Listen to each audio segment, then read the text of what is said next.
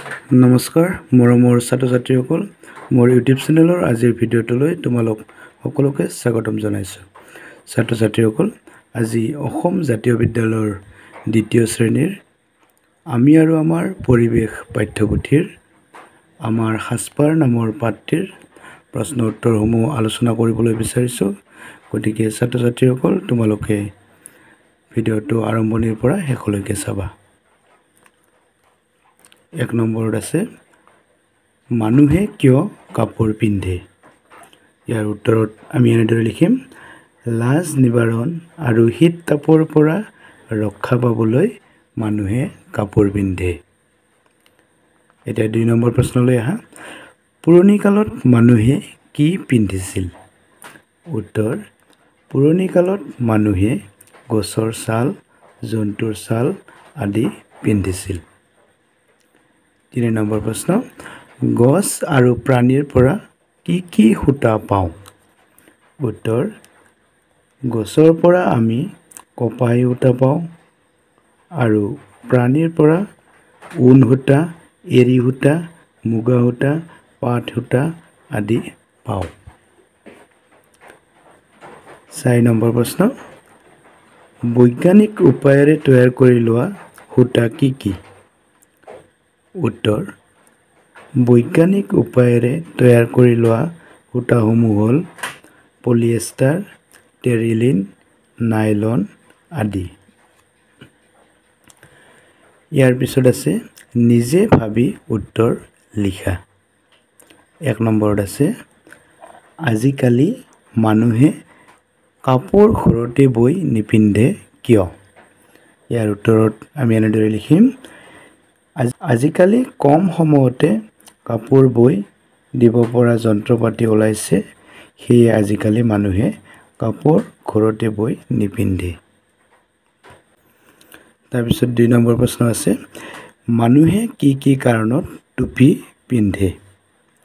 উত্তৰ শীত তাপৰ পৰা ৰক্ষা পাবলৈ আৰু নিজকে ধুনীয়াকৈ সজাবলৈ মানুহে টুপি পিন্ধে। ইয়াৰ পিছত আছে খালী ঠাই পূৰ কৰা। ক নম্বৰ গছৰ ছালৰ আন এটা নাম ডেছ। আমি খালী ঠাইত কি লিখিম? বলকল, অৰ্থাৎ গছৰ ছালৰ আন এটা নাম বলকল। তাৰপিছত খ নম্বৰত আছে ভেড়াৰ নোমৰ পৰা ডেছ সূতা তৈয়াৰ কৰা হয়। ইয়াতে আমি খালী ঠাইত লিখিম ঊণ, অৰ্থাৎ ভেড়াৰ নোমৰ পৰা ঊণ সূতা তৈয়াৰ কৰা হয়।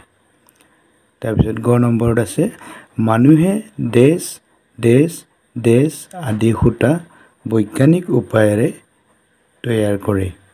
ইয়াৰ খালী ঠাইত হ'ব পলিয়েষ্টাৰ, নাইলন, টেৰিলিন, অৰ্থাৎ মানুহে পলিয়েষ্টাৰ, নাইলন, টেৰিলিন আদি সূতা বৈজ্ঞানিক উপায়েৰে তৈয়াৰ কৰে।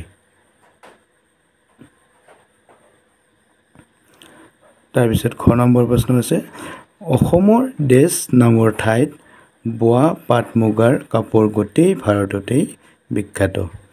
ইয়াৰ খালী ঠাইত হ'ব শুৱালকুছি, অৰ্থাৎ অসমৰ শুৱালকুছি নামৰ ঠাইত বোৱা পাট মুগাৰ কাপোৰ গোটেই ভাৰততে বিখ্যাত। তাৰপিছত একেবাৰে তলত দুটা ব্যৱহাৰিক জ্ঞান আছে। প্ৰথমটো আছে কৰোঁ, দ্বিতীয়টো আছে নকৰোঁ। কৰৰ ভিতৰত কি হ'ব কাপোৰ মেলা আৰু সামৰি অনাত ডাঙৰক সহায় কৰক, অৰ্থাৎ কাপোৰ মেলি দিয়া আৰু সামৰি অনা ডাঙৰক সহায় কৰিব লাগে। আৰু কি কৰিব নালাগে কাপোৰ কানি য'তে ত'তে দলিয়াই নথওঁ, অৰ্থাৎ কাপোৰ কানি য'তে ত'তে দলিয়াই থ'ব নালাগে। ছাত্ৰ-ছাত্ৰীসকল এয়াই আছিল আজিৰ এই পাঠটিৰ প্ৰশ্ন উত্তৰসমূহ। গতিকে ছাত্ৰ-ছাত্ৰীসকল তোমালোকৰ যদি ভিডিঅ'টো ভাল লাগিলে তেন্তে লাইক এটা কৰি দিয়া আৰু তোমালোকৰ বন্ধুবৰ্গৰ মাজলৈ শ্বেয়াৰ কৰি দিয়া যাতে তেওঁলোকেও এই ভিডিঅ'টো পায়। আৰু যিসকলে মোৰ চেনেলটোলৈ নতুনকৈ আহিছে অনুগ্ৰহ কৰি চেনেলটো ছাবস্ক্ৰাইব কৰি কাষত থকা বেল আইকনটো প্ৰেছ কৰি অল নটিফিকেশ্যন প্ৰেছ কৰিবা যাতে মই দিয়া পৰৱৰ্তী ভিডিঅ'বোৰ তোমালোকৰ নটিফিকেশ্যন গৈ পায় ভিডিঅ'টো চোৱাৰ বাবে ধন্যবাদ। পুনৰ লগ পাম আৰু নতুন ভিডিঅ'লৈ। ধন্যবাদ।